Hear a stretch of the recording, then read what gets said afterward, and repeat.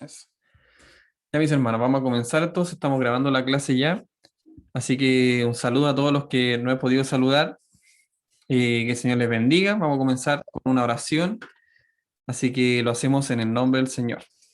Padre, te damos las muchas gracias, Señor, por este momento, por este tiempo, Señor, que en lo personal lo espero, Señor, toda la semana para aprender más de ti, para saber más de ti, Señor amado. Gracias porque tú nos has dado este momento tan especial, Señor, que podemos aprender tu palabra y podemos saber, Señor, más de ti, de tus planes, Señor, de tus propósitos para nuestra vida, saber en qué hemos fallado también, Señor, en qué estamos pecando, en qué cosas estamos haciendo mal, Señor. Te damos la mucha gracia, Dios, porque tú nos has perdonado, Señor, nuestros pecados, Señor amado. Gracias porque tú nos amas cada día, Señor. Cada día nos demuestras tu amor, Señor, en cada propósito que tienes para nuestras vidas, en cada actitud, en cada situación, Dios mío, de nuestra vida. Podemos ver tu amor y tu misericordia, Señor. Gracias, Padre, porque moriste en la cruz por mí y por todos mis hermanos, Señor amado. Gracias porque lo hemos entendido, que la salvación es un regalo inmerecido, Señor, que tú nos has dado a cada uno de nosotros, Señor. Te pedimos por misericordia, Dios, que nos ayudes a ser buenos cristianos, Señor, que andemos en unión de espíritu, Señor amado, que aunque vivamos lejos y estemos en diferentes lugares, Señor, tengamos un mismo sentir, Dios mío, como nos explica Corintios, Señor. Padre, te pido que en esta clase tú nos hables, Señor, nos hables a cada uno de nosotros, a nuestros corazones, Señor amado. Te pido, Dios mío, por misericordia, que tú, Dios mío, trates con cada uno de nosotros, Señor.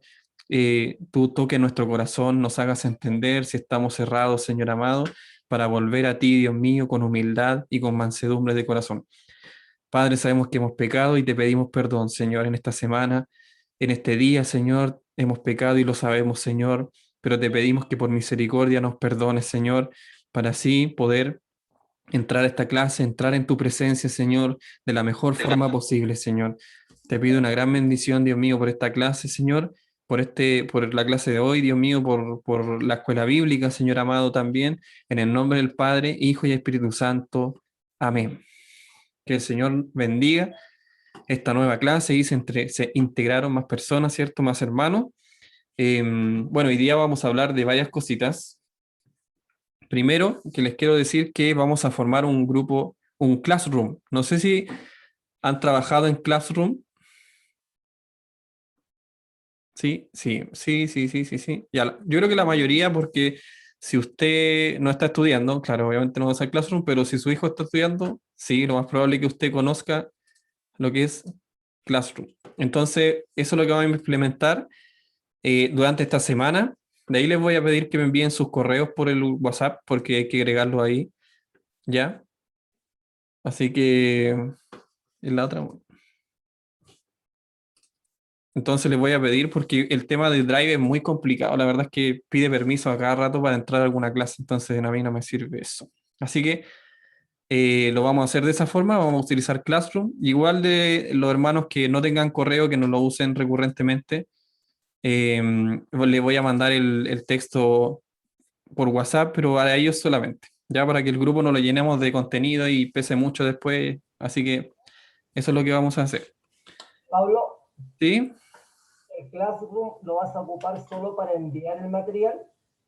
Es para enviar el material, para subir si hay alguna lectura, también va a estar ahí, pero de igual forma, si algún hermano está complicado con eso, me avisa y yo le envío por interno el material. Obviamente, igual va a ser una marcha blanca, así que igual voy a subir los PPT al WhatsApp, ¿ya? Para que no sea como tan brusco el cambio. Voy a enviar los PPT al WhatsApp como lo hicimos el año pasado y yo creo que en 1 o 2 meses ya vamos a trabajar solo con Classroom, para que nos estemos acostumbrando, adaptando, ¿cierto?, a esta nueva metodología de trabajo, pero no se asusten, Classroom es una aplicación de Google que ustedes la pueden instalar en su celular, en cualquier celular inteligente, llamémoslo así. Usted ingresa con su correo y se abre una cuenta en Classroom, como cualquier otra cosa que usted tenga una aplicación, ya se abre una cuenta normal. Y yo le voy a hacer una invitación a cada uno de ustedes por WhatsApp, perdón, por correo, y usted la acepta en Classroom. Se mete a la aplicación, entra su usuario, su contraseña, todo eso, que después quedan guardadas ahí.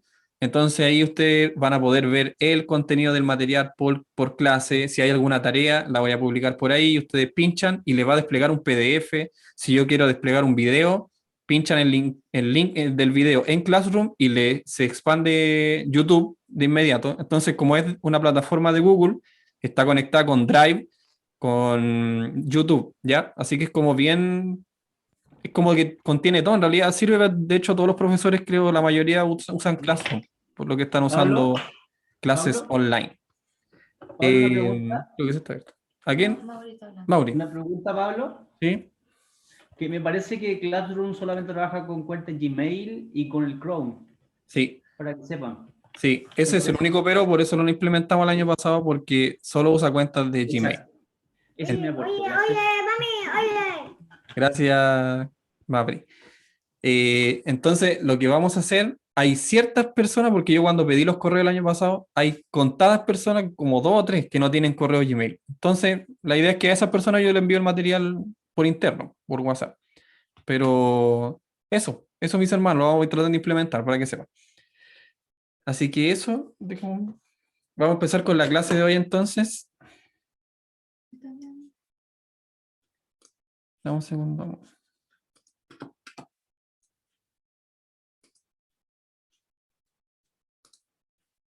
Ya. Vamos a empezar con la clase de Corintios, obviamente.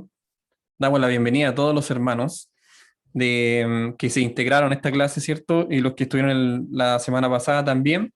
Esperamos que sea de bendición para todos los hermanos que nos se conectaron. Esperamos que sea de bendición, que este año vamos a estudiar Corintios, así que vamos a tratar hartos temas bien complejos, prácticos, ya no tan teóricos como el año pasado, más prácticos. Así que va a ser de gran bendición estudiar este libro, que va en concordancia, como dije la semana pasada, va ligado a Romanos, ¿ya?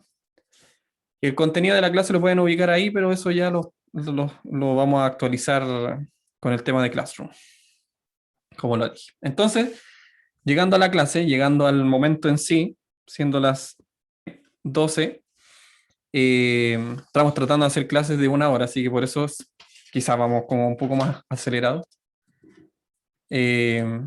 Así que vamos a empezar primero con el tema de los inicios de la iglesia de Corintio. Es un tema muy importante y usted ahí, la Gene les va a explicar porque ella va a dar esta sección de la clase. Así que mucha atención con este contenido, porque de verdad que es trascendental, importante, porque Pablo hizo lo que hizo, en qué momento lo hizo, cómo abrieron la iglesia y todo ese tema. Así que les dejo con Génesis, que les va a presentar este segmento de la clase. Ya, amén. Fuerte, hermano. Ya, como mencionaba Pablo, vamos a partir con los inicios. Y bueno, cabe señalar que la carta a los Corintios fue escrita por Pablo, el apóstol Pablo, y contarles que Pablo llegó a Corintio la primera vez en su segundo viaje misionero. Él venía de predicar en grandes ciudades griegas, estuvo en Filipo y también pasó por Tesalónica, entre otras, hasta llegar a Corintio. En Corinto se encontró con Aquila y Priscila, que eran judíos que habían sido expulsados de Roma. Estas dos personas, Aquila y Priscila, trabajaban, digamos, en un trabajo secular, al igual que Pablo. Mencionan algunos textos que haciendo tiendas. Pablo se quedó con ellos y comenzó a predicar en la sinagoga todos los sábados. Luego también se incorporó a ellos Silas y Timoteo, que llegaron a Corinto, y también comenzaron a ayudar a Pablo y a Aquila y Priscila. A medida que fue pasando el tiempo, Pablo comenzó a intensificar la predicación del Evangelio. Esto trajo dos respuestas de la gente, de los cristianos o de los judíos en sí. Una es la resistencia al mensaje y otra es que muchos griegos y judíos comenzaron a convertirse. Entonces tuvo algo positivo y algo negativo, que comenzaron a resistirse, a provocar rechazo el mensaje y también que varias personas pudieran conocer a Cristo. Vamos a ver un ejemplo en Hechos 18:8. Lo voy a leer yo porque lo tengo aquí. 18:8. Dice, y Crispo, el principal de la sinagoga, creyó en el Señor con toda su casa, y muchos de los corintios oyeron creían y eran bautizados. Entonces aquí vemos un claro ejemplo, o aquí está el, ¿cómo se dice? Bueno, aquí está plasmado que así fue, que muchos se empezaron a convertir, ¿cierto? Entre ellos Crispo, que era, era el principal de la sinagoga. Una nota ahí, pues. Acuérdense que el Pablo tenía otro mensaje, entonces obviamente tienen que tratar de entender de que estamos en Grecia, ¿cierto? Y que hay sinagogas judías dentro de Grecia, como si aquí hubiera iglesias mormonas, para que me entiendan, que son iglesias que vienen de otro lado. Entonces predicaban el evangelio,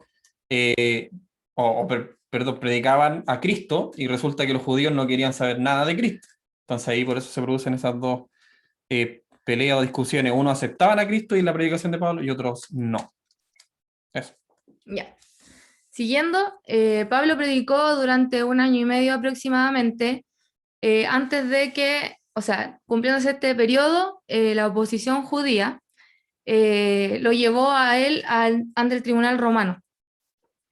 Pero ¿qué pasó? Que como las acusaciones en su contra eran de carácter netamente religioso, el procónsul, que se llamaba Galión, se negó a juzgarlo, ¿cierto? Entonces no llegó a ningún fin esta demanda, por así decirlo, ante el tribunal. Es un tema religioso. Claro.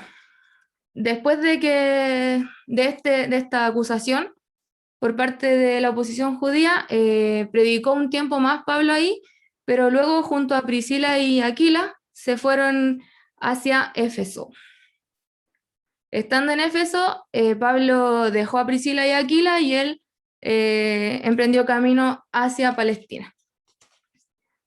Como Pablo ya dejó Corinto, aparece un segundo líder, por así decirlo, que es Apolos. Apolo era un judío de Alejandría que llegó a Éfeso primero. Estando ahí, también estaba Aquila y Priscila, ¿cierto? Entonces, podemos destacar que Apolos conocía de la palabra, tenía un gran conocimiento de la escritura, pero tenía una deficiencia que se encontraba en sus doctrinas. Sus doctrinas tenían varias deficiencias que fueron corregidas, por así decirlo, o los tomó Priscila y Aquila a él para guiarlo y que pudiera mejorar sus doctrinas de la forma correcta, ¿cierto? Para poder entregar un buen mensaje, el correcto mensaje. Bueno, la iglesia en Éfeso animó a Apolos y también lo recomendó para que él pudiera ir a predicar a Corinto, a la iglesia de Corinto. Y como su pastor, ¿cierto? Eso lo vemos en Hechos 18, del 24 al 28. Sí, si lo pueden buscar, de ahí podemos ver el mapa, lo que te dije del mapa. ¿Lo leo yo? ¿O alguien lo tiene? Hermana Karen, ¿lo tiene por ahí? No sé si lo puede leer. Hechos Del 24 al 28. 18. Hechos 18 del 24 al 28. Sí, 18 del 24 al 28.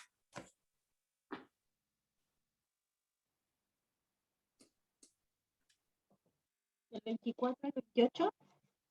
Sí. Amén. Llegó entonces Éfeso, un judío llamado Apolos, Llegó entonces a Éfeso un judío llamado Apolo, natural de Alejandría, varón elocuente, poderoso en las escrituras. Este había sido instruido en el camino del Señor, y siendo de espíritu fervoroso, hablaba y enseñaba diligentemente lo concerniente al Señor, aunque solamente conocía el bautismo de Juan. Y comenzó a hablar con denuedo en la sinagoga, pero cuando le oyeron, Priscila y Aquila le tomaron aparte y le expusieron más exactamente el camino de Dios. Y queriendo él pasar por Acaya, los hermanos le animaron y escribieron a los discípulos que le recibiesen. Y llegando él allá, fue de gran provecho a los que por la gracia habían creído, porque con gran vehemencia refutaba públicamente a los judíos, demostrando por las escrituras que Jesús era el Cristo. Amén. Bueno, aquí está el texto de lo que yo les comentaba, que fue Aquilas y Priscila quien lo tomó y dice acá, le expusieron más exactamente el camino de Dios, ¿cierto? Y como dice el versículo 28, él demostraba por las escrituras que Jesús era el Cristo.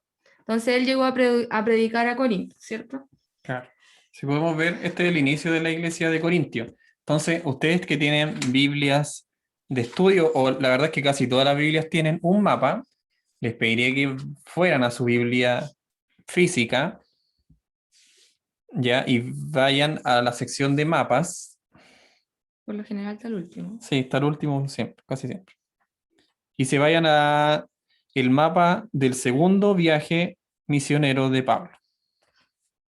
Entonces ahí se aclara un poco mejor. Yo no quise subir el mapa porque es mejor que tomemos nuestra Biblia y lo veamos in situ, para que ocupemos estos mapas, ¿cierto? Que son bien interactivos en realidad y son bien claros. Y ahí figura lo que nos contaba Génesis. Entonces se fijan, donde está la iglesia de Corinto, o la ciudad de Corinto. Después Pablo va hacia Éfeso. Ahí está Acaya, que se menciona en la palabra ahí como leyó Karen. Bien. Atenas, Corinto está cerca ahí, parte de Grecia. Éfeso está al otro lado, ¿ya? Del mar Grande, o sea, cruzó el Mar Grande. Y luego Pablo va a Palestina, que está abajo, ¿ya? Abajo a la derecha del mapa del segundo viaje misionero de Pablo, está Palestina. Entonces, una vez que Pablo va a Palestina, o no sé si al mismo tiempo, pero aparece Apolos y Apolos empieza a quedar a cargo de la iglesia de Corinto. ¿Ya? Así que, como nos contó Génesis, esos fueron los inicios de la iglesia de Corinto. ¿Ya? Es porque Pablo empezó a predicar 1 año y medio, como nos contó, y después, por problemas religiosos, lo quisieron echar. Él quiso irse para ver otras iglesias también, porque él tenía un ministerio grande. Así que así es como sucedió el inicio de la iglesia de Corinto, ¿ya? Esos fueron los inicios. Así que ahora vamos a pasar a algo que acotar. ¿No? Ya. Vamos a pasar entonces a la otra diapo, que estos son los problemas que tenía Corinto. No están todos los problemas, pero sí Gine les va a hablar de dos que son como bien importantes, que están detallados en el libro que estamos estudiando. Acuérdense que estamos estudiando el comentario de John MacArthur acerca de Corintios. Si lo quieren ver, están en Drive también. Va a estar disponible después en Classroom, ¿ya? Así que eso. Ya, para Problemas. seguir con los problemas, primero le voy a pedir al hermano Bruno si puede buscar mientras 1 Corintios 1 del 10 al 13. Yo le voy a avisar al hermano Bruno. Y, perdón, 1 del 10 al 15. Y a la hermana Nancy que busque 1 Corintios 5, 9. Capítulo 5, versículo 9.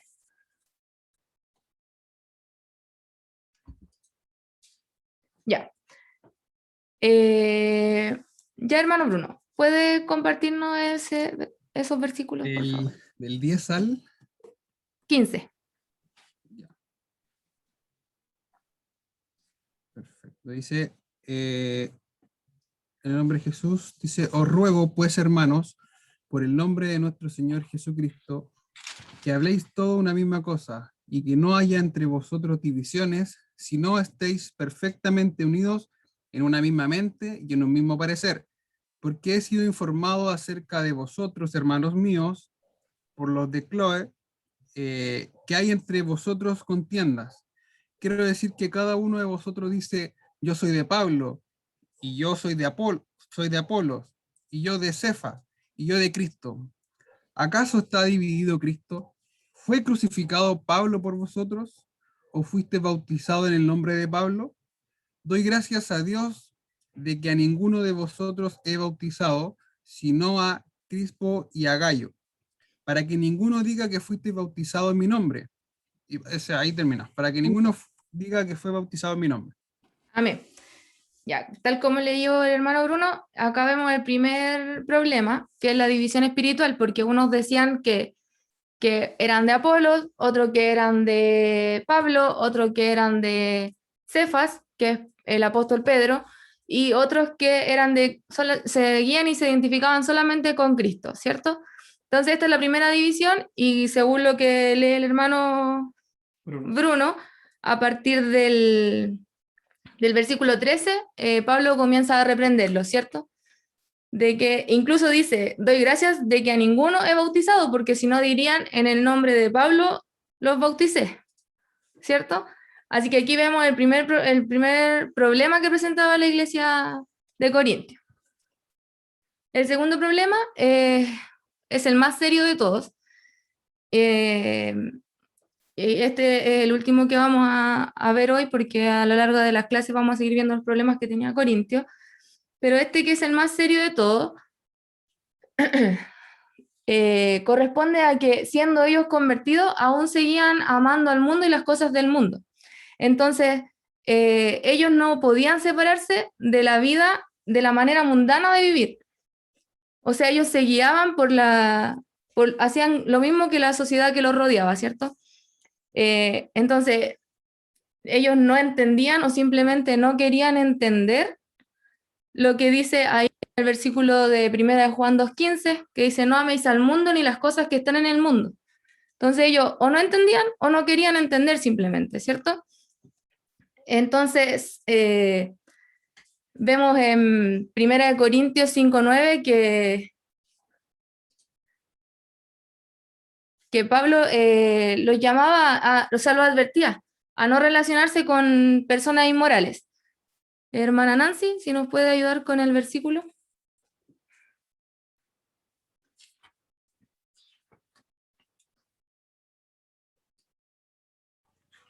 Ya.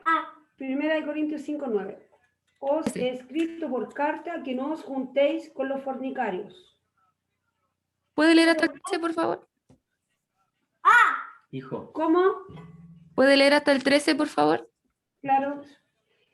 No, absolutamente con los fornicarios de este mundo, o con los avaros, o con los ladrones, o con los idólatras, pues en tal caso os seréis necesario salir del mundo. Más bien os escribí que no os juntéis con ninguno que, llamándose hermano fuere fornicario, o avaro, o idólatra, o maldiciente, o borracho, o ladrón, con el tal ni aún comáis, porque ¿qué razón tendría yo para juzgar a los que están fuera? ¿No juzgáis vosotros a los que están dentro? Porque a los que están fuera Dios juzgará. Quitad pues a ese perverso de entre vosotros. Amén. Bueno, acá vemos cómo Pablo les dice que no deben relacionarse con esas personas inmorales, que son fornicarios, avaros, idólatras, ¿cierto? Pero puede ser que algunos cristianos hayan entendido que se refería principalmente a personas que no eran creyentes, que no eran convertidas, ¿cierto? Pero Pablo se refería a todos los miembros de la iglesia que se negaban a dejar las prácticas libertinas, ¿cierto? Y como vemos en estos versículos que leyó la hermana Nancy, los fieles no debían ni aún comer con las personas inmorales, ¿cierto? ¿Y a qué se refiere con comer? En ese momento, el no comáis o el comer con alguien significaba aceptación y hermandad. Entonces, ¿cómo yo puedo ser hermano de alguien que está pecando deliberadamente? Porque si bien todos somos pecadores, aún siendo creyentes, hay que hacer la separación de que en la iglesia habían creyentes, pero que pecaban deliberadamente. O sea, sabiendo que no estaba en lo correcto, lo hacían igual y no había arrepentimiento en ellos, ¿cierto? Y aún aquí, en los últimos versículos que leyó la hermana Nancy, decía que a estos creyentes había que excluirlos de la iglesia, de cierta forma, para poder purificar la iglesia, ¿verdad? Bueno, y al igual que muchos, bueno, en ese tiempo a los cristianos les costaba mucho no imitar a las personas del mundo, ¿cierto? O sea, les costaba hacer esa separación, porque estaban mezclados. Entonces, si lo llevamos a hoy en día, creo que también nos cuesta de repente hacer la separación y vemos que a veces no hay ningún tipo de diferencia entre los cristianos versus las personas que están en el mundo, ¿cierto? Así que se menciona que ellos podían, los cristianos, ¿cierto?, en ese tiempo, podían quizás estar moralmente un poco sobre la gente del mundo que era incrédula, pero al pasar del tiempo o cada vez que ellos iban cometiendo más cosas del mundo, iban siempre en dirección no a Cristo, sino que en dirección a los pasos del mundo. Como dice ahí John MacArthur, comenta, querían estar en el reino de Dios, pero al mismo tiempo mantienen un pie en el reino del mundo. O sea, ellos querían disfrutar de los placeres de la vida en Cristo, pero también querían disfrutar de los placeres de la vida sin Cristo, ¿cierto? Ahí querían disfrutar de la vida antigua, las cosas que hacían en la vida antigua y lo que hacen en la vida nueva, ¿cierto? Bueno, y en el capítulo 6, 9 al 10, les voy a leer lo que decía Pablo respecto a esto de estar con un pie en el reino de Dios y un pie en el reino del mundo. Y dice, ¿no sabéis que los injustos no heredarán el reino de Dios? No erréis, ni los fornicarios, ni los idólatras, ni los adúlteros, ni los afeminados, ni los que se echan con varones, ni los ladrones, ni los avaros, ni los borrachos, ni los maldicientes, ni los estafadores heredarán el reino de Dios. Entonces, ¿qué les decía Pablo? Que si seguían así o llevaban ese camino, no iban a heredar el reino de Dios, ¿cierto? Y por último, los corintios tenían principios, y cuando veamos el capítulo 1, vamos a ver que esta iglesia tenía recursos espirituales. ¿A qué se refiere con recursos espirituales? A que Dios les dio a los creyentes, a esta iglesia, conocimiento en la palabra de Dios, ¿cierto? Con ese conocimiento ellos debían evangelizar a los perdidos, y también les dio dones. ¿Para qué eran estos dones? Para edificar a la iglesia. Y era Pablo quien quería ver a esa iglesia en lo que realmente tenían que estar, ¿cierto? Evangelizando y también edificando a la iglesia. Amén. Amén. Gracias, hermana Génesis. Vamos a hacer algunas preguntas, a ver si están atentos. La hermana Génesis va a hacer sí o no, y vamos a entregar unos premios. No sé qué premios, pero vamos a hacer unas preguntas. A ver si estaban atentos. Como ya no podemos enviar cosas que no sean esenciales. Vamos. Pregunta. Imagínense usted, voy a sacar la diapo un poquito para verlo a todos. Ya, atención, atención. ¿En qué viaje misionero Pablo predica o se va de Corintio? Primer, segundo, tercer viaje. Desactive el micrófono y usted me dice que aquí anotamos los ganadores. ¿En qué viaje misionero? Lo dijo la hermana Génesis. No se atoren, La no se hermana atoren. Nancy está haciendo señas por ahí. El Desactive. segundo. No, ¿Por qué el uno? en el segundo dijo la... Segundo. No, Paola. Amén. Hermana Paola, tiene que desactivar su micrófono nomás y como lo hizo la hermana Paola. Ya. Segunda pregunta. A ver. Esta creo que sea. ¿Quién se quedó a cargo de la iglesia después que Pablo se fue? Lo dijeron también. Desactive ahí. Ah, Yo Ya. gané. Familia, Apolo. espera. Familia Ramírez parece que desbloquearon. A ver, hermana Martina me parece que fue la primera. ¿Quién fue, hermana Martina? Apolo. Excelente. Yo tengo una. Ya. La hermana, excelente. Y hay ganadora también. Le voy a mandar un saludo de... ¿Quiénes fueron los primeros con los que se encontró Pablo en Corinto? Con Priscila y no me acuerdo el otro. Los dos. Los dos. Está cerca. Priscila y Aquila. Ah, También. Ya. Pero Paola 05 y Marta me parece que 05. Gracias, hermana. no me acuerdo. Era aquí la hermana Paula. Aquila. Aquila. Ya, última pregunta. A ver.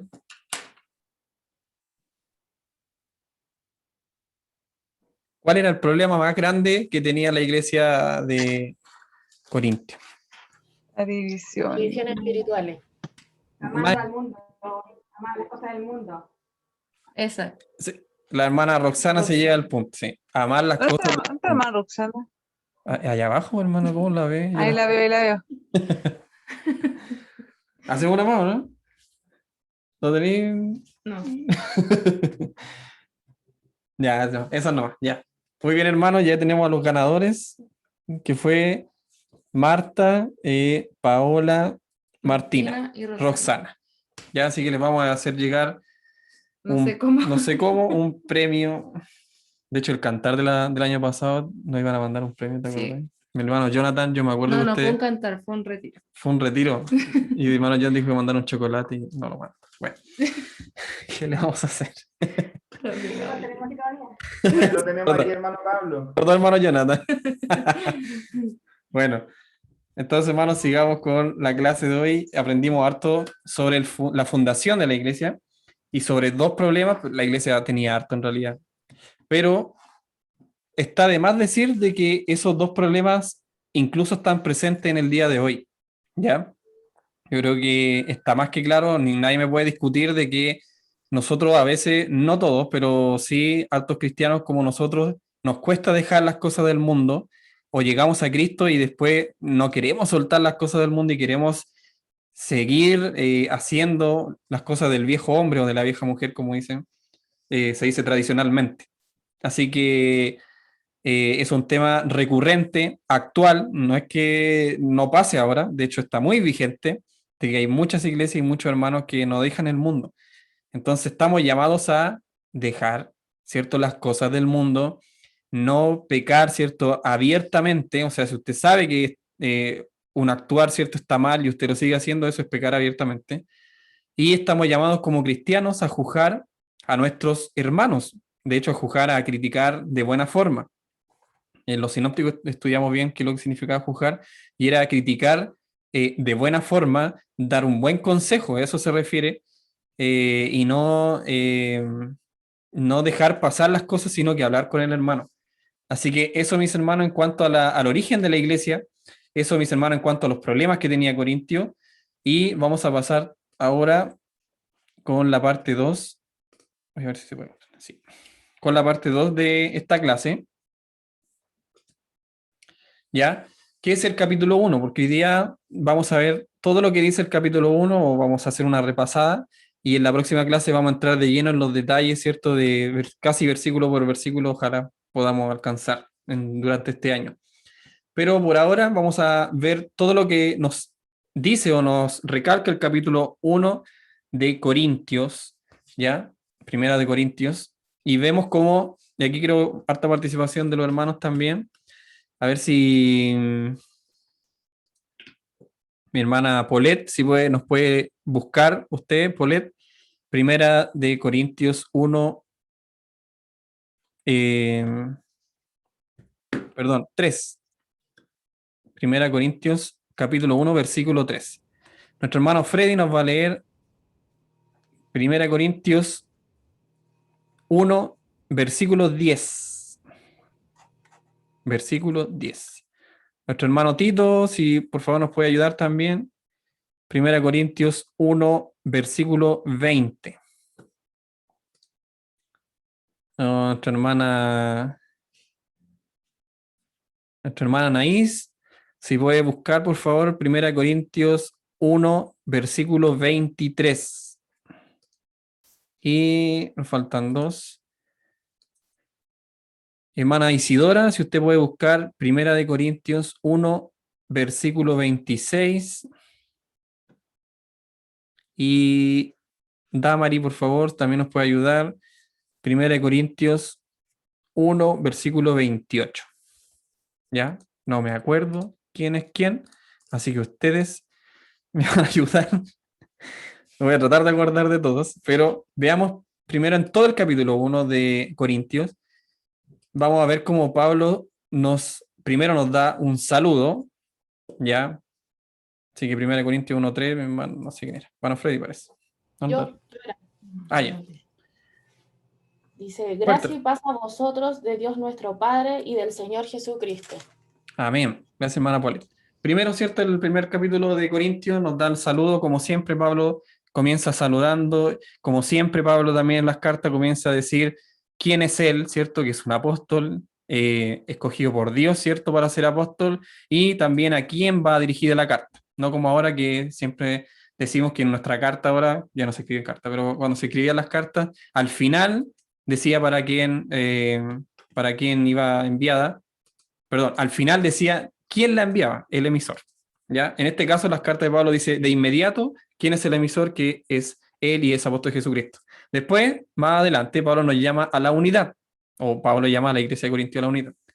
¿Quién tenía el versículo de 1 Corintios 1, 10? Amén.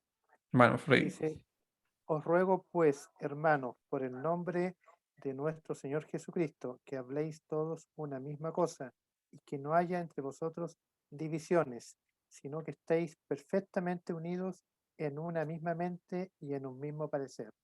Amén.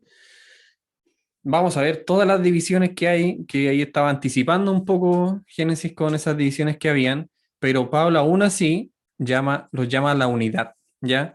No, es como que Pablo dice, aquí no está todo perdido, esta iglesia, que estoy enviando una carta a la iglesia de Dios, a la iglesia de Cristo, ¿ya? No estoy enviando una carta a la iglesia física de Corintios, sino que a la iglesia de Cristo que está en Corintios.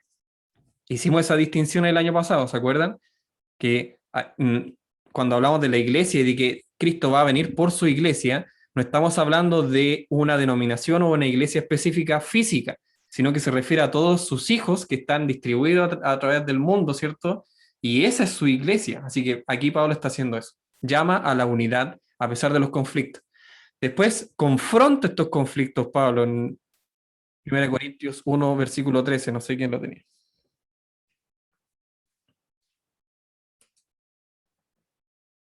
1:13.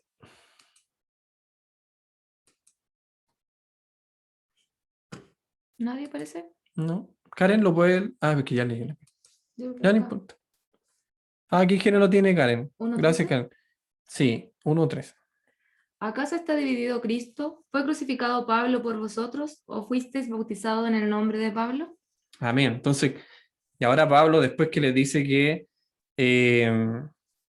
Después que le.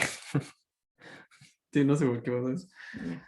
Después que dice que lo llama a la unidad, empieza a confrontar estos conflictos. Ya no los deja ahí. Como muchas veces lo hacemos en los mensajes, que parece que estamos llamados a enriquecer a la membresía, estamos llamados a enseñar a nuestros hermanos y a veces no lo hacemos. Entonces, Pablo no deja esto ahí, no deja estos conflictos como bueno, arréglensela ustedes, o ojo que cuando dicen, bueno, Dios sabrá, Dios va a solucionar. No, Pablo confronta estos temas y los dice y los llama por su nombre y les dice, ¿acaso ustedes de Apolo, acaso yo, usted o algunos son de Pablo, otros son de Cristo? ¿Acaso está dividido Cristo? Entonces confronta los conflictos. Después Pablo destruye la sabiduría de los sabios. Ojo que estamos en Grecia, en los años más populosos de Grecia, donde todos hablaban griego, o la creme de la creme, como se dice, la clase alta hablaba griego de otras naciones, de otros pueblos, y estamos hablando en este país, ¿cierto? En esta región del mundo, donde la gente de por sí ya se creía sabio solo por ser griego. Entonces, vamos a ver cómo Dios, dice Pablo, destruye la sabiduría de los sabios. Capítulo 1, versículo 20. ¿Dónde está el sabio? ¿Dónde está el escriba? ¿Dónde está el disputador de este siglo? ¿No ha enloquecido Dios la sabiduría del mundo? Amén. Amén. Y dice, ¿dónde están los sabios? ¿Dónde están los iluminados de este siglo, ¿cierto? Los entendidos, los inteligentes, ¿dónde está? ¿Y qué dice Pablo después al final, ¿cierto? ¿Acaso no los confronta con una locura? Y aquí vamos a la otra parte del 1 Corintios capítulo 1, donde se presenta la locura de la cruz, ¿ya? La locura de la predicación, la locura de la cruz en el versículo 23. No sé quién tiene ese versículo.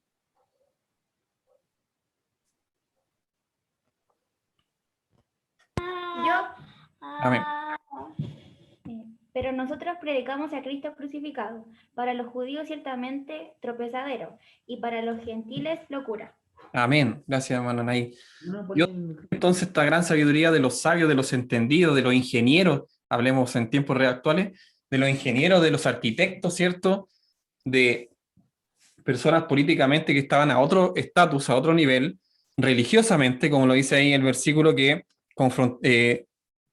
para no divagar, dice 23, que era para los judíos ciertamente tropezadero, porque ¿qué judío se le iba a ocurrir, por eso es tropezadero, qué judío se le iba a ocurrir de que muriendo, ¿cierto?, iba a ganar algo?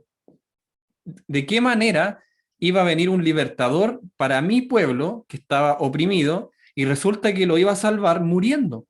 No tiene ningún sentido, ¿ya? El pueblo judío quería a un gobernante que los liberara políticamente, económicamente, militarmente de Roma. Entonces, resulta que viene esta super persona que lo siguen miles de personas, y resulta que lo aclaman como el rey de los judíos, ¿cierto? Y todo eso, y resulta que muere.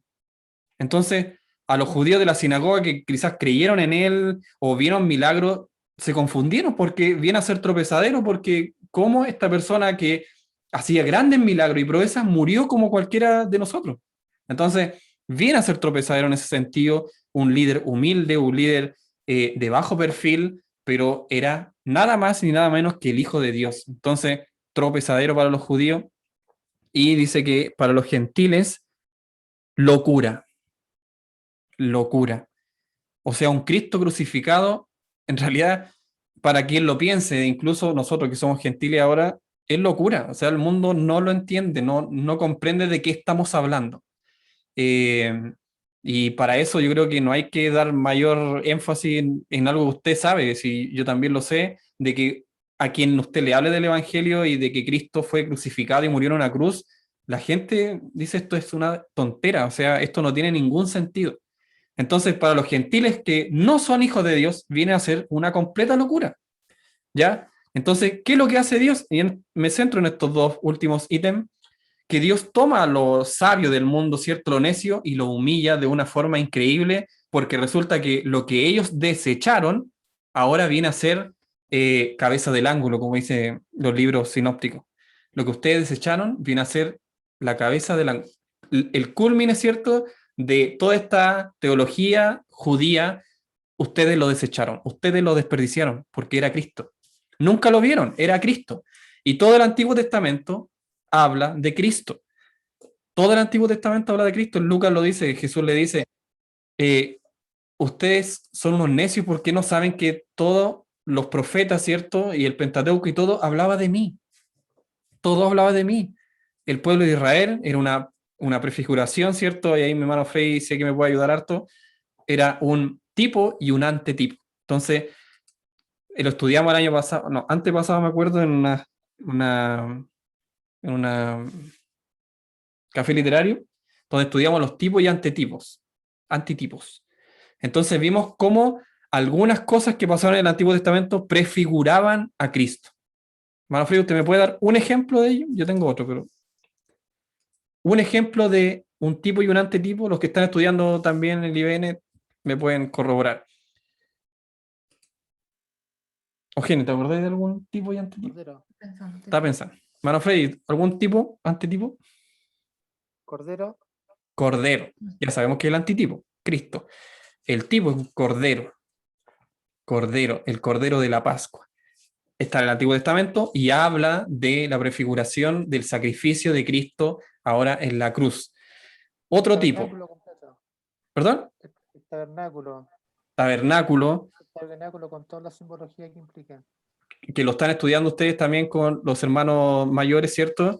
Lo vamos a estudiar nosotros en nuestra clase el próximo año, ya vamos a empezar.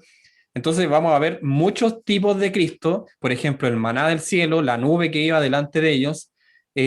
¿Cuál otro tipo? Que se me venga ahora a la mente. La roca. Moisés es un tipo de Cristo. Moisés, un tipo de Cristo. Amén. Egipto es un tipo del mundo. Egipto es un tipo de mundo. Egipto. ¿Quién más estaba hablando? ¿O era Marta, no? Ah, ya. Así como Moisés levantó la serpiente en el desierto. Amén. Es necesario que el hijo Sí. José también, un tipo de Cristo. José, ¿cierto? Que liberó o perdonó a sus hermanos, ¿cierto? porque lo habían engañado y todo eso, sabemos la historia. ¿Qué otro personaje también un tipo? Bueno, casi todos, pues en realidad eh, se me fue Jacob también, cuando no quería soltar, ¿cierto? ¿Se acuerdan cuando no quería soltar al ángel porque quería ser bendecido y quería ser bendecido? Jacob padeció, ¿cierto? Fue perseguido, su hermano lo quería matar, pero aún así él lo perdona, ¿cierto? Se reconcilian, trabajó por su esposa. Bueno, tantos sacrificios, también cuando Abraham quería entregar a su hijo, ¿cierto? A Isaac, que me acuerdo que lo prediqué. Ahí también hay un tipo, ¿cierto? De un hijo que va a ser crucificado, pero ahora no se retracta, sino que Dios sí lo somete a padecimiento a Jesucristo. Vemos cómo hay muchos tipos de ejemplos de este tipo. Sí, Alan me parece que escribe. Sí, Alan está preguntando. Tipos son representaciones, sí, es como una sombra de lo que ha de venir, es como eso. Una sombra representa a Cristo de una manera teológica de decirlo, pero es una representación como sombra de lo que ha de venir, y eso que ha de venir, para que esto no se confunda, es Cristo, y todo lo que vivió Cristo y la muerte de Cristo y su vida, todo representa a Cristo. Así que todo el Antiguo Testamento habla de eso, ¿ya? Y esto viene a ser locura para los gentiles. Ya la última parte de este capítulo 1, casi culminando la clase también, Dios nos llama a los sabios, a los poderosos y a los nobles. No sé quién tenía el versículo 26. Yo. Sí, la hice. Pues mirad, hermanos, vuestra vocación, que no sois muchos sabios según la carne, ni muchos poderosos, ni muchos nobles. Amén. Dios no llama a los sabios, ni a los poderosos, ni a los nobles. Dios no llama a esos grandes intelectuales, grandes filósofos en la historia de la humanidad, grandes matemáticos de la historia de la humanidad, grandes científicos, a pesar de que algunos sí son cristianos y se convirtieron, pero muchos de ellos desconocían, desechaban la doctrina de Cristo, ¿ya? Entonces, vemos que para ellos son locura, vuelvo a repetir, para ellos son locura. ¿Y por qué? ¿Por qué esta razón? Porque Dios no llama a sabios, poderosos ni nobles. Él no quiere decir aquí en este texto que algún poderoso, algún noble se salve. Por ejemplo, Nabucodonosor fue rey y no fue una persona, no sé, fue una persona poderosa, ¿ya? No sé si hay otro ejemplo de una persona poderosa, o noble, o sabio, que sí se haya convertido. Hay varios ejemplos, no sé,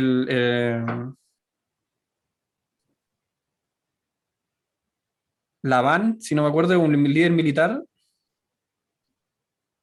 o Naamán, no me acuerdo el nombre. Sí. Bueno, pero él se sometió a un río, ¿cierto? Y 7 veces tenía que sumergirse, no me acuerdo el nombre en este momento. Era un líder militar, era como un capitán, no era un soldado raso, digamos, y se tenía que someter 7 veces para quedar limpio de la lepra.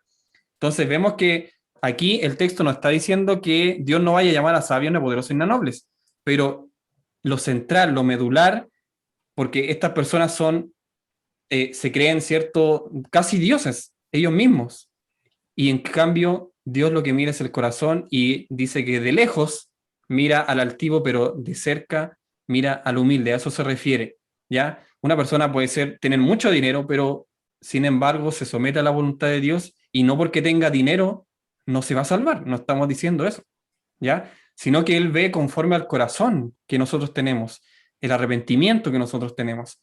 Pero lo esencial aquí en este texto es que Él nos llama sabio, poderoso ni a noble, no se fijó en esa gran variedad, ¿cierto?, que el mundo nos pone de tener dinero y ser exitoso, sino que al contrario, Él va a lo humilde, Él va, digamos ahora sí, a la favela, Él va a los barrios pobres, a los necesitados, no solamente de material, el tema material, sino que espiritual, a esos necesitados, a los humildes que vienen con sed de arrepentimiento. Bueno, y por último el versículo 28, no llamó a los necios, a los poderosos y a los nobles, sino que llamó a ¿quiénes? La dama, sí. Dice, y lo vil del mundo y lo menospreciado escogió Dios, y lo que no es, para deshacer lo que es. Amén. Entonces vemos cómo Dios no llama a los poderosos ni a estos personajes, ¿cierto? Sino que a lo vil del mundo. ¿Y quiénes somos los vil del mundo? Los necios, los necesitados, los débiles, los oprimidos, digámoslo así, nosotros. Usted, yo. Ahora, un punto. Usted a lo mejor le dirá, pero yo no soy lo vil del mundo porque igual me va bien, quizás tengo un buen trabajo, quizás tengo mis propiedades. No, yo no soy como la última chupa del mate. No soy como lo que botó la ola, para que me entienda. No soy lo más pobre de este mundo, pero soy cristiano. ¿Qué quiere decir esto entonces? Bueno, la idea que aquí se plasma es que está diciendo que lo necio, lo débil del mundo toma a Dios y a ellos escoge de un tema de una manera también espiritual. ¿Ya? Vuelvo a repetir, no porque yo tenga dinero no me voy a salvar, sino que tiene que ver un tema del corazón del hombre y de la mujer. Así que esos débiles y necesitados, como lo plantea Mateo 5, ¿cierto? El Sermón del Monte, que aquellos van a ser bienaventurados los que lloran, bienaventurados los que son perdonados, los que son consolados, bienaventurados esas personas que necesitan, son pobres de espíritu, porque se dan cuenta que necesitan de un perdón, y ese perdón solamente viene de Dios. Entonces, a eso nos referimos, a esos necios y débiles, a eso se refiere, somos nosotros, no porque tengamos caso o no tengamos caso, no, eso no se refiere a eso, sino que al tema interior, ¿ya? Al tema interior, somos débiles porque necesitamos a Cristo, porque entendimos que necesitamos saber más de Dios, necesitamos su salvación, ¿ya? No nos vamos a salvar si no somos perdonados por Él, así que humildemente venimos a esta clase, a los cultos, ¿cierto? Venimos a los pies de Dios a pedir su perdón. A eso se refiere. Entonces, para concluir, un concepto clave de hoy, ya que hablamos hartas cosas, pero siempre dijimos que no íbamos a quedar al menos con un concepto clave de hoy, y el concepto clave de hoy, lo vil del mundo y lo menospreciado, escogió Dios. ¿Ya? Para el mundo no somos más que un número. No somos más que un número, ni siquiera nuestro trabajo. Somos un número. Pero para Dios, ¿ya? Con Él somos todo. Sin Él no somos nada, pero con Él somos todo. Y a esto vil y lo menospreciado escogió Dios. A lo que el mundo desecha, pero Él lo toma. Y por eso es locura para el mundo, porque, vuelvo a reiterar, Él toma esto, ¿cierto?, de la cruz y lo presenta de esta forma como un Cristo crucificado, muerto, y para el judío tropezadero, y para el gentil locura, pero para los que somos hijos de Dios es una ganancia que es inexplicable, tremendamente grande, o sea, no se puede abarcar, yo no les puedo decir todo lo que conlleva el sacrificio de Cristo en la cruz, pero nosotros lo podemos al menos comprender de forma humana, de que Él nos salvó, nos libertó y nos tiene preparada una morada, ¿cierto?, para nosotros, para sus hijos. Un punto aquí, los hijos de Dios caemos también. No somos perfectos. Los escogidos de Dios, como dice aquí, que Él vino a buscar a estos menospreciados, también pecamos, también caemos. De hecho, la iglesia está llena de pecadores, pero pecadores arrepentidos. Y si caen, vuelven a pedir perdón porque se saben ellos que son pecadores, ¿ya? No, lo saben, lo entienden. No viven una vida de placeres, ¿cierto? Como vivía Corintio. No es que yo sé que no debo fornicar, pero voy y fornico porque después pido perdón, total, Dios me perdona. No, esa no es la actitud, ¿me entienden? Sino que es un arrepentimiento de corazón, sincero, sin volver a cometer el mismo error. Así que ese es el concepto clave de hoy. Lo vil, lo menospreciado. ¿Qué significa menospreciado? Al griego significaba ser tenido por nada. Ay, eso es fuerte, ¿eh? Que yo le diga a usted, hermana Génesis, usted no es nadie. Yo creo que a cualquiera que nos digan, ¿quién es usted si usted no es nadie? Usted es peor que la nada, es menos que la nada. ¿Usted se sentiría atacado? Yo creo que sí. Me pasa un poco.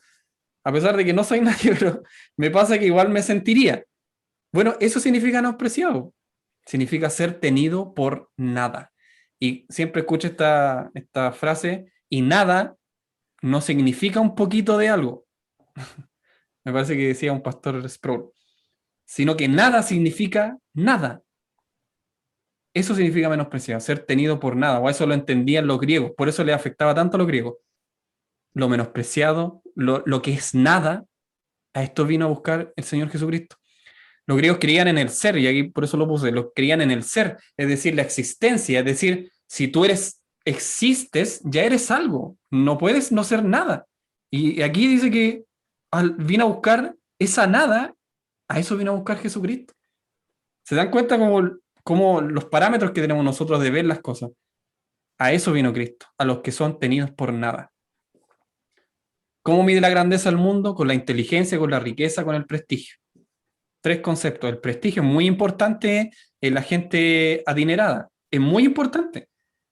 Ya esas personas pueden quedar sin trabajos, pueden quebrar, pero su prestigio está intacto. ¿Se han dado cuenta de eso? Y va a otros familiares y le ayudan, ¿cierto? Y de esa forma no pierden el prestigio. Un rey o de la nobleza, tampoco porque no tenga dinero, pierde el prestigio, pierde ese nombramiento, ¿cierto? De la nobleza, no lo pierde. Las personas que son ricas, como dije, se ayudan entre sí. Siguen teniendo ese prestigio a lo largo son familias que van perpetuando ese prestigio.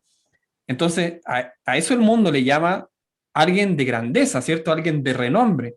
La inteligencia también, todos los que tienen premios, ¿cierto? Matemáticos, científicos, académicos del área de la medicina, por ejemplo, también son personas de renombre, de grandeza.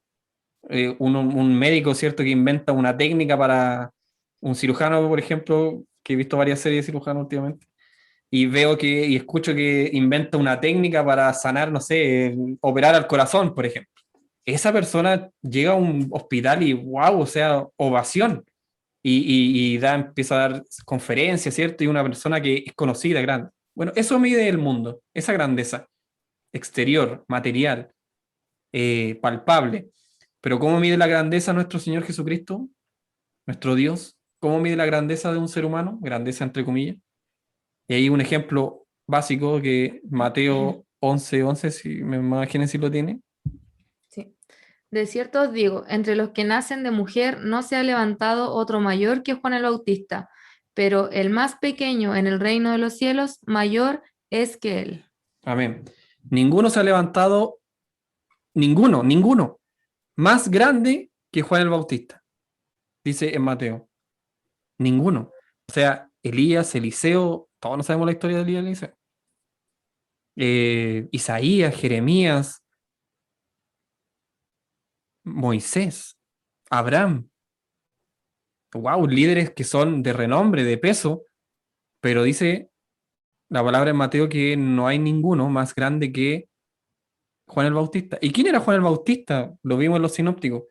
Era una persona que vestía de pieles, todos sabemos la historia, vestía de pieles, no tenía ropa normal, ni túnica, ni nada de eso preparado, elaborado, sino que se vestía de eso, comía miel silvestre, él no comía grandes banquetes, no se sentaba con los líderes religiosos de la época a sentarse a debatir sobre... No, él vivía en el desierto, apartado, comía ese tipo de cosas silvestres. Entonces, incluso hasta para nosotros es como un poco chocante una persona así. Si yo la viera en la calle, no sé, me choca. No, y preguntaría, ¿y él? ¿Él es el más grande? Yo creo que nos pasaría lo mismo. Si viéramos a Juan el Bautista ahora, con harapos, ¿cierto? Así, vestido de cualquier cosa, digamos, ¿él es el más grande? Y resulta que para Dios, él fue el más grande, el mayor profeta. Imagínense, es nuestra forma de ver el mundo, nuestra forma de ver la humildad, nuestra forma de ver la entrega a Cristo versus lo que Dios dice que es un hombre entregado a Cristo.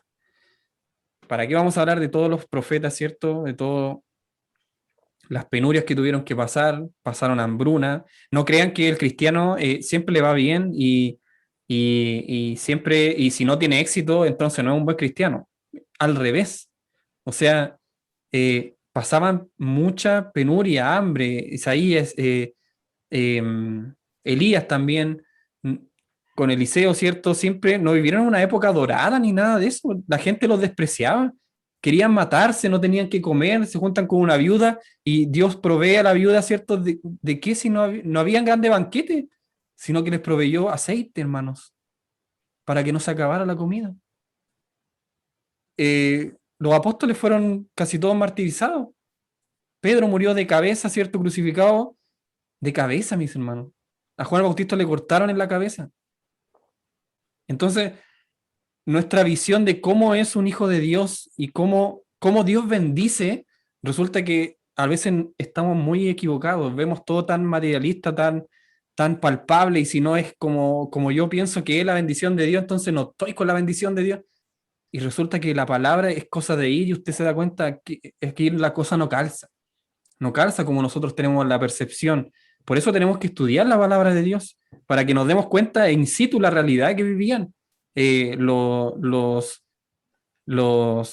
profetas de aquella época. Lo mismo con Moisés. Solo una historia y con esto termino. Moisés vivía en Egipto y Moisés, o sea, casi hijo del faraón. Mis hermanos, como si, no sé, o sea, tenía otro nivel, estatus de vida, otro nivel. O sea, él no trabajaba para vivir, mis hermanos, como nosotros, los mortales. Él tenía banquetes por donde quisiera, mandaba lo que quisiera, tenía gente que los mantenía, ¿cierto? Y los cuidaba y los, no sé, hacían todas las cosas. O sea, nosotros ahora trabajamos, lavamos la ropa, cocinamos, todo, ¿cierto? En eso Moisés no tenía que hacer nada de eso. Yo practicaba la espada y no sé, practicaba pelea, quizás qué cosa con su hermano, como hay algunas series por ahí. Las cosas que se hacían en ese tiempo, pero sin ninguna necesidad.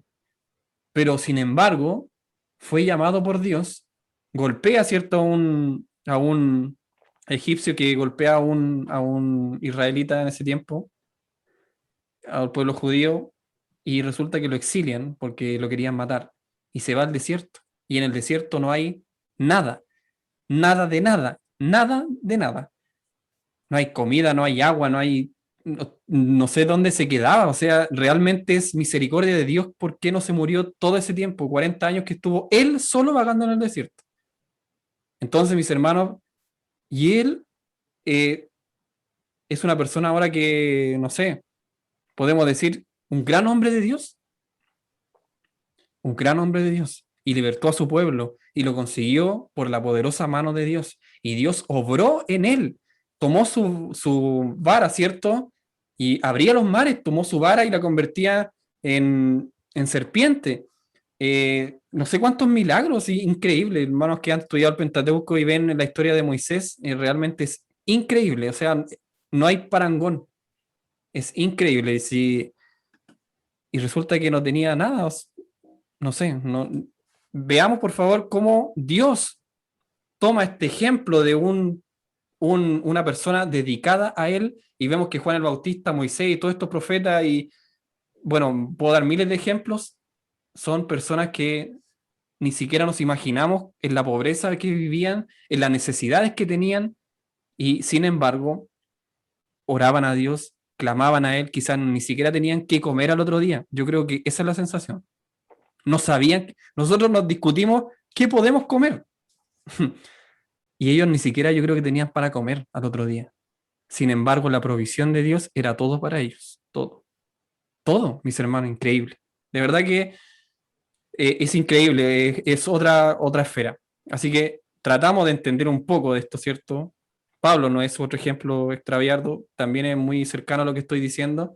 Así que con eso me parece que terminamos la clase. Sí, con esto terminamos la clase, mis hermanos. Me extendí un poquito, pero espero que haya quedado claro todo lo que vimos hoy día, cómo se fundó la iglesia, cómo fueron sus primeros inicios de la iglesia de Corintios, los problemas de la iglesia, y así todos los temas que vimos hoy día del capítulo 1. Ya nos vamos a ver la próxima semana.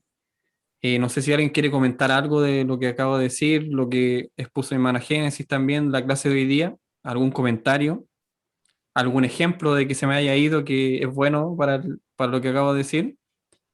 Los escucho.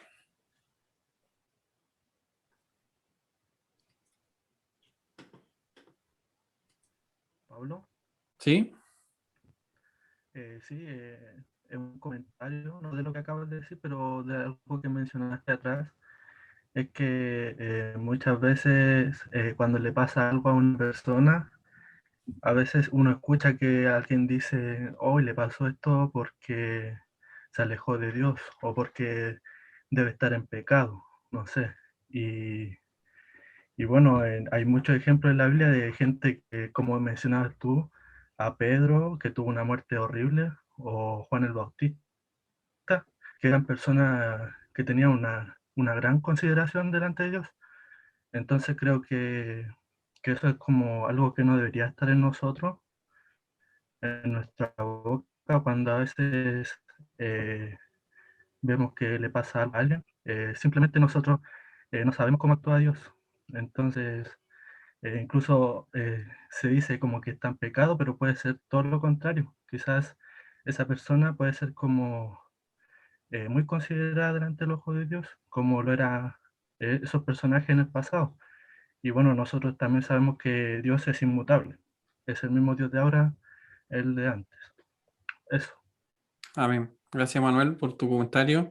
Y claro que sí, yo creo que varios caemos en ese exitismo de ver que a alguien le pasa algo y no le va a ir, bueno, se lo buscó él, no sé, y tantos comentarios. Eh, Acepto y también yo creo que también he caído en ese tipo de temas, pero aquí ¿Pablo? estoy llamado, no sé ¿Pablo? qué. ¿Sí?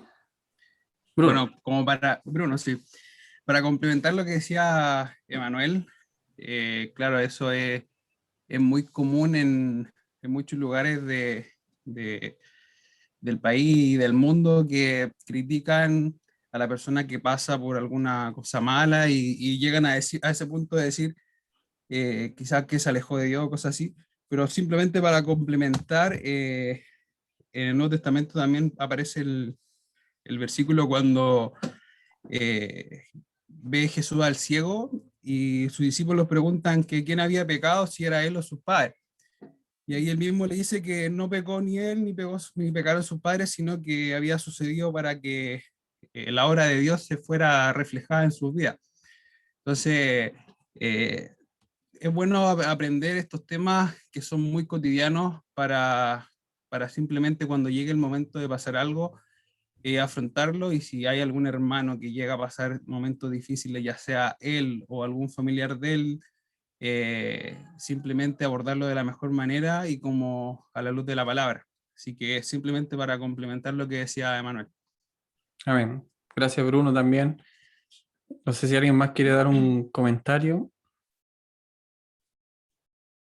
Hermano Freddy. Hermano Pablo. A ver, hermano Claudio primero, hermano Freddy, ahí hermano Freddy. Hermano Claudito, Rifo. Ahí. ¿Cuál es mi cámara? Ya, no, lo que quería complementar es que hay un término que se ocupa bastante en el sur, y la verdad que es una costumbre que se ocupa harto, que cuando los hermanos a veces están en desgracia o pasan por circunstancias en el sur, se le dice lo aborrecido. No sé si ustedes han escuchado ese término que se ocupa harto en el sur. El hermano anda aborrecido, el hermano anda aborrecido, un término que se ocupa harto. Y es como cuando el hermano tiene algún problema y es como que está aborrecido, como que Dios ya le sacó su bendición de él y anda botado el hermano, anda como a la suerte, a su suerte. Lo desechó, así. Lo desechó, lo desechó.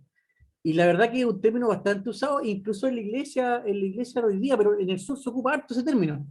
Y claro, es un mal concepto, porque de que nos vaya bien o nos vaya mal hoy día no depende de que si estamos más cerca o más lejos de Dios, y,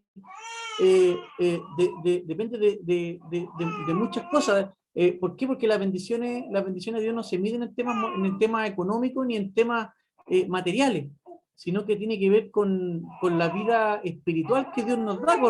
Hay muchos más factores que no tienen que ver solamente con temas materiales. No es que hoy el que le vaya mejor económicamente quiere decir que ha sido más bendecido. Si a lo mejor tiene una vida vacía o no tiene una familia, yo me acuerdo el ejemplo de mi jefe, que siempre decía que él tenía una casa y no tenía un hogar. Y tenía una casa gigante, casa en la playa, pero claro, comía solo. A las 11 tomaba 11 solo. Y a veces nosotros nos reflejamos que a veces podemos comer un pan peladito, pero lo hacemos en armonía, lo hacemos en amor, lo hacemos en familia, todos juntos. Gracias a Dios nuestros hijos están sanos, no tienen mayores dificultades. Entonces eso también es bendición, po. No tiene que ver con temas monetarios, sino que eso es bendición. Y a veces no valoramos esos temas. Amén. Eso quería complementar, aportar mi hermano Pablo.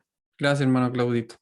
Y tiene toda la razón. La verdad es que a veces no consideramos esas bendiciones que Dios nos brinda. Incluso oler la tierra después que llueve. No sé si le ha pasado que el olor a la tierra después que llueve es tan rico, o el olor a pasto cortado.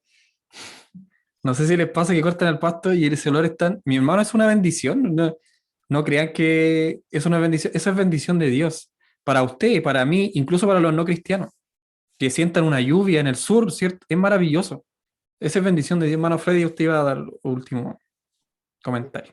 Y bueno, complementar un poquitito, el estar sentado, o el pararse, o el acostarse, porque cuando uno está enfermo y tiene un dolor profundo y no puede ni siquiera levantarse, o no puede ponerse en una posición, que es habitual, es normal, pero cuando no la podemos hacer, es terrible, pues, ¿me entiendes? Por producto a lo mejor de una enfermedad, producto de un dolor.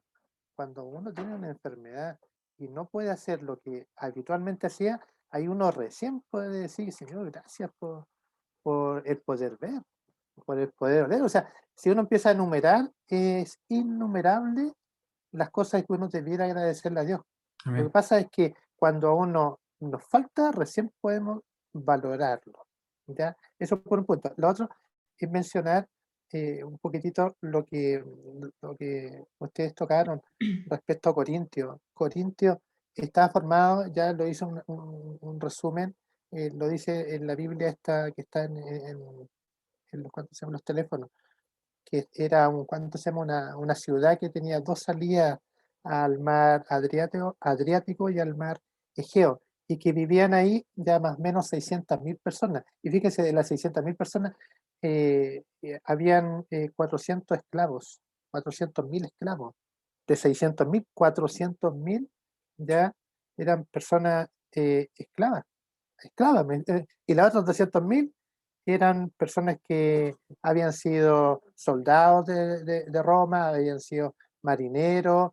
Entonces, y por eso que las palabras que cuando dice ni muchos nobles, ni muchos poderosos, porque la conformación de la iglesia de Corintio no eran muchos sabios. Y cuando hablamos de Grecia, cuando uno estudia lo que es la historia, hermano, los griegos tenían una cultura pero fenomenal. O sea, los griegos echaron las bases de la teorización de la ciencia. Estamos hablando de la filosofía, estamos hablando de Platón y de Aristóteles y muchos filósofos. Y que el mundo hoy se rige, el mundo occidental se rige ya por la filosofía. O sea, la matemática, yo puedo hablar ya con ¿cuánto se llama? Con Asidero, por lo que yo trabajo. La matemática antigua en Mesopotamia, de la luna fértil que se llama, era netamente ya práctica. O sea, lo que se hacía era aplicarla. Pero ahora estos griegos ya teorizaron todo y pusieron lo que es la inducción, de la deducción y lo que es la demostración matemática, científica, y echaron la base de lo que... Entonces, cuando dice Pablo respecto que los griegos buscan sabiduría, ellos buscaban conocimiento, sabiduría, etcétera, etcétera, y los judíos, por otro lado, buscaban señales. Y resulta que el evangelio no consiste en eso. Es más, consiste en que era locura, ¿me entiendes? Que es locura, que es la locura de la predicación. Imagínense que por la locura de la predicación nosotros alcanzamos la salvación. ¿Ya? Entonces, es maravilloso porque no somos, somos, como decías tú, somos nada. Para el mundo somos nada. ¿Ya? Si alguien se cree que somos algo, nos han engañado, cuidado. Inclusive tenemos mucho cuidado dentro de la misma iglesia nosotros, del exitismo, ¿ya? De alabar al hermano que alcanzó un estatus, una profesión, que alcanzó un grado académico, que alcanzó que es empresario, y Dios le bendiga, hermanito, venga, vamos a celebrarlo, etc. Eso en la iglesia no se debe hacer. ¿Ya? Cuidado, no se debe hacer, porque hay hermanos que no tienen y no pueden alcanzar esa condición. Y por lo tanto, si nosotros le damos cabida a esto de alabar estas cosas, menospreciamos a quienes no pueden y incomodamos. Por lo tanto, por amor, nosotros tenemos que negarnos y dice que el que tiene que hacer que como que no tenga. Así de simple. El que tiene que hacer como que no tiene nada. Eso es lo que nos enseña Dios, es negarnos a nosotros mismos. Y después mirarnos no como lo que tenemos, sino que en la condición que Dios nos pone. Somos nada, pero Dios nos puede hacer ya un vaso de barro, pero para honra y no para deshonra. Eso es. Amén. Gracias, hermano Freddy.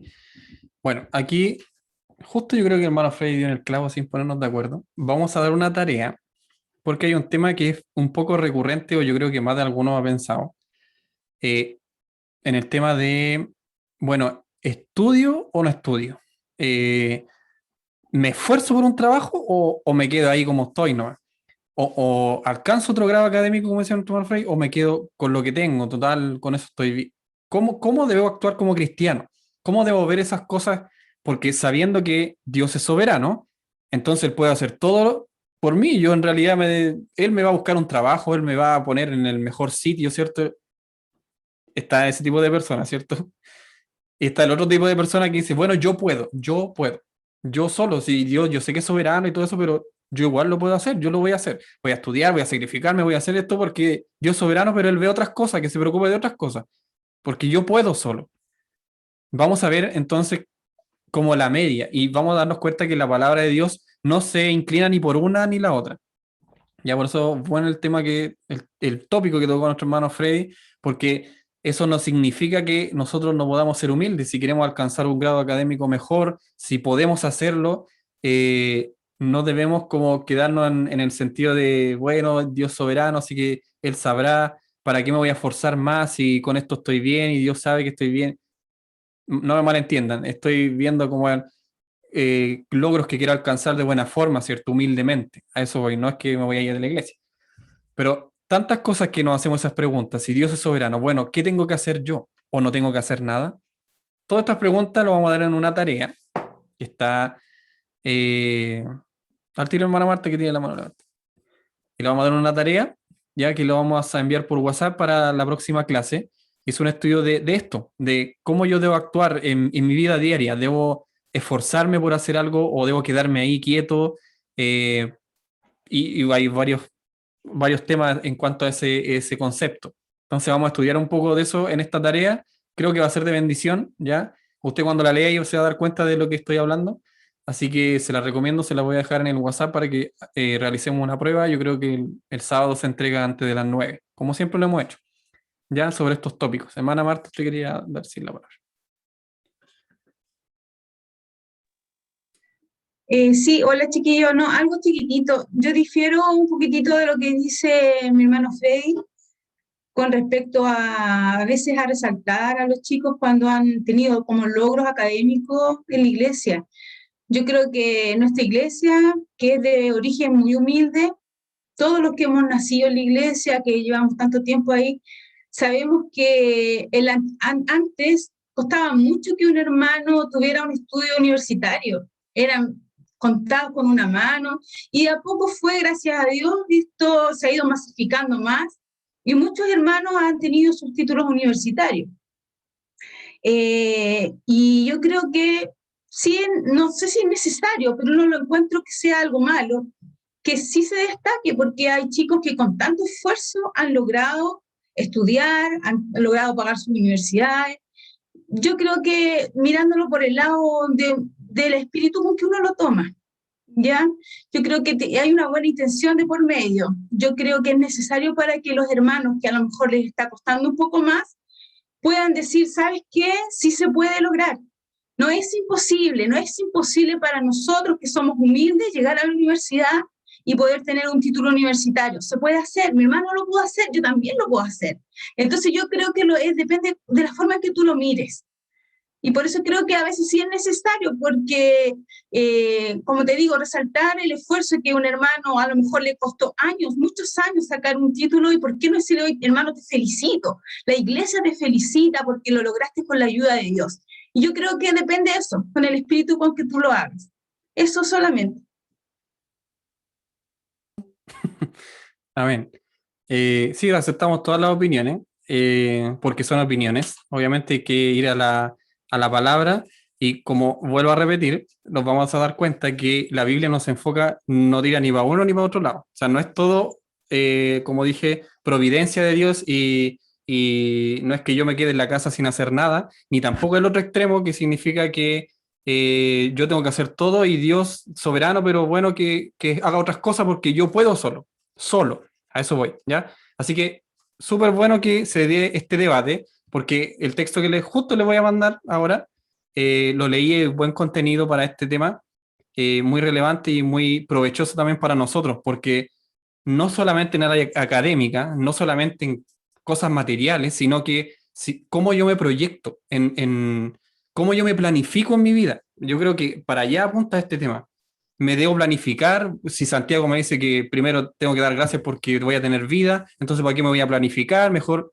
Entonces, ¿cómo lo hago? Bueno, el texto se apunta a eso. Si me planifico, si no me planifico, si lo hago con discernimiento, con humildad, o si lo hago con ego, ¿cierto? Y querer ser mejor que el otro. Bueno, el texto se aplica a eso, ¿ya? Así que eso, mis hermanos. No sé si alguien quiere más dar otro comentario, otra opinión para ya concluir la clase.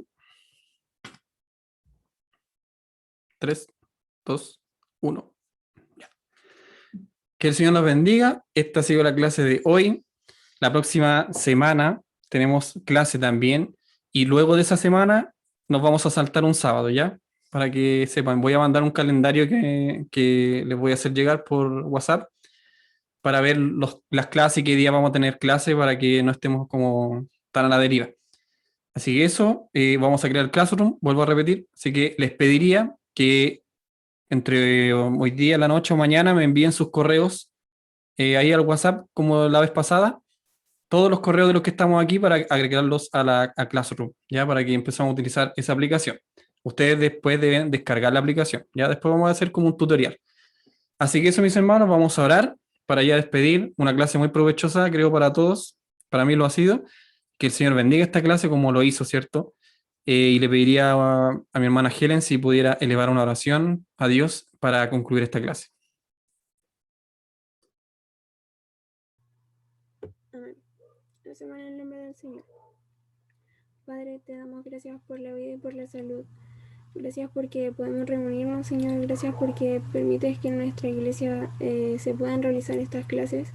Gracias porque has puesto a cada hermano por delante, Señor, y te pido que los sigas ayudando para que podamos seguir aprendiendo de tu palabra y estudiando.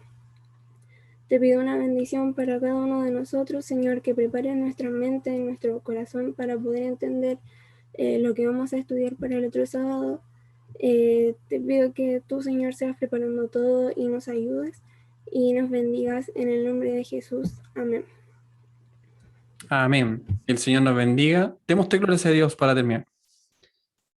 Gloria a Dios, gloria a Dios, gloria a Dios. Toda la gloria sea a Dios y la honra también, así que el Señor les bendiga.